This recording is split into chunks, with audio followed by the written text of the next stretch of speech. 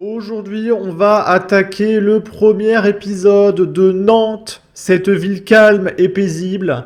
Et on va commencer par cette dame qui est fraîchement reconvertie à l'islam et qui a été condamnée à 10 mois de prison ferme, donc elle ressort l'année prochaine, tout va bien, pour avoir juste tenté de séparer la tête du corps de son père parce qu'il l'empêchait de porter le voile. Voilà, donc le mec était athée. Et l'athée ne mérite pas de vivre dans certaines cultures. Donc voilà. Une jeune femme de 23 ans, jusqu'alors inconnue de la justice, a été condamnée ce mercredi 16 octobre à 10 mois de prison ferme avec maintien en détention par le tribunal correctionnel de Nantes pour avoir frappé son père avec un couteau arrosé. Angelina lui reprochait de l'empêcher de porter le voile alors qu'elle est désormais musulmane. Donc la meuf, elle s'est reconvertie et 2 mois après, elle essaie déjà de tuer son père. Voilà, ça va très vite. Cette jeune Française est aussi convaincue d'avoir été bannie de sa famille, car elle traîne avec des gens d'autres ethnies et d'autres couleurs. Titulaire d'un CAP, aide à la personne et désormais auto-entrepreneuse dans la fabrication de bougies artisanales, elle vit donc désormais à la rue. Elle a même dormi à la mosquée. Je vais rien dire.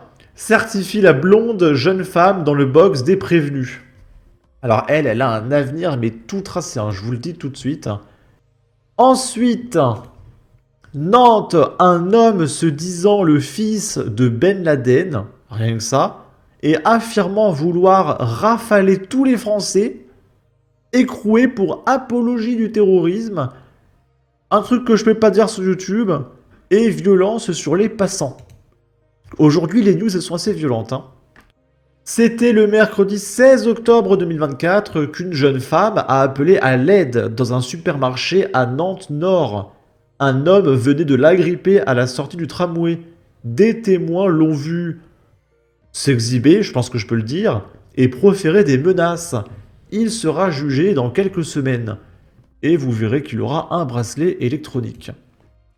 Ensuite, toujours à Nantes, à Carquefou, un conducteur refusant d'obtempérer percute volontairement une voiture de gendarmerie qui fait plusieurs tonneaux et prend la fuite.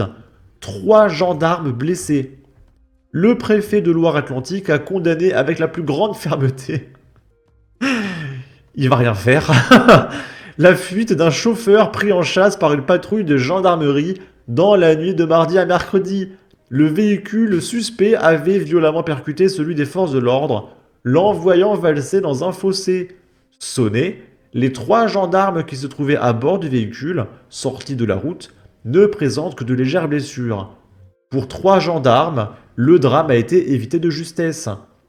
Un équipage du peloton de surveillance et d'intervention de la gendarmerie prend en chasse un véhicule vers 1h du matin. Repéré à Carquefou, dans une banlieue nord de Nantes, la voiture suspecte refuse d'obtempérer. La chasse est lancée, mais lors de la course-poursuite, le bolide donne un violent coup de volant à gauche et percute à un rond-point le véhicule des gendarmes.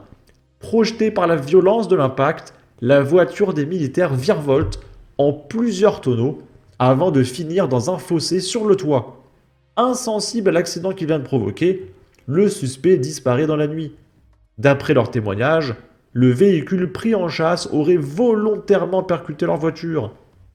Le parquet de Nantes a confié à sa brigade de recherche l'enquête ouverte pour tentative de meurtre sur personne dépositaire de l'autorité publique. Ok.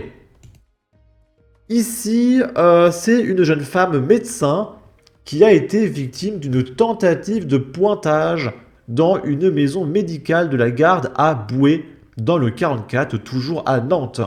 Elle criait au secours. La praticienne a été agressée alors qu'elle effectuait une consultation dans un centre d'accueil et de permanence des soins. Elle s'est débattue et a crié, a confirmé le procureur de la République de Nantes, Renaud Godel. Vers 9h30, le patient se présente au cabinet et agresse violemment la généraliste en l'attrapant par les cheveux. Des voisins racontent que la praticienne tente de prendre la fuite à l'extérieur. Là, l'homme la rattrape et la ceinture. Elle criait « Il va me pointer, au secours !» confie l'une des voisines qui voit la scène depuis sa fenêtre. Les riverains appellent les gendarmes, et pendant ce temps, la généraliste réussit à enjamber une clôture d'un jardin, puis frappe au volet de toutes ses forces. Elle finit par trouver refuge chez une riveraine plusieurs mètres plus loin. Putain, mais la scène. Donc imagine, la nana, elle s'est fait attraper, elle essaie de se débattre, elle s'enfuit, elle tape au volet désespérément pour chercher de l'aide, elle crie au secours, au secours. Et rien, un article sur Egora, la voix des médecins. Et du coup sur F de souche. Non, même pas, docteur Jean-Jacques. Normalement, un truc comme ça doit faire le tour du pays. C'est dingue, les médias sont trop habitués à l'extrême violence. C'est Osef. À Nantes, 2 personnes blessées par balle samedi soir dans le quartier de la Bautière. Et quand ils disent samedi soir, c'était dans la semaine du 14 octobre. Alors, une nuit agitée dans le quartier nantais Bautière, ce samedi 12 octobre, peu avant minuit, 2 personnes ont été blessées par balle. L'une à l'abdomen, l'autre au bras. Elles ont été transportées au CHU de Nantes pour se faire soigner gratuitement par les impôts des Français. Et on termine avec ceci, à Saint-Nazaire, toujours à Nantes. 2 adolescentes se sont faites pointer par un migrant soudanais bénéficiaire du statut de réfugié politique. C'est un réfugié politique, il faut le protéger. Un homme de 31 ans vient de voir une première condamnation s'inscrire à son casier judiciaire pour 2 pointages commis dans un festival à Saint-Nazaire. 2 adolescents de 14 et 16 ans dansaient le pogo. Lors du festival Bouge, au hall de Méan-Penoué, ce 15 juin 2024, elles sont arrivées joyeuses. Elles sont reparties en pleurs.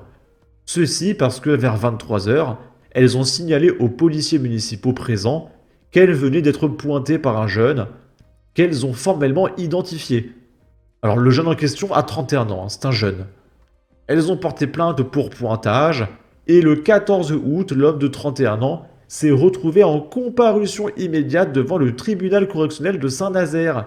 Le procès étant renvoyé au 18 octobre, ce réfugié politique soudanais s'est présenté à l'audience assisté de Madame Julie Contat. Et vous allez voir que le mec, en tant que réfugié politique, n'aura rien.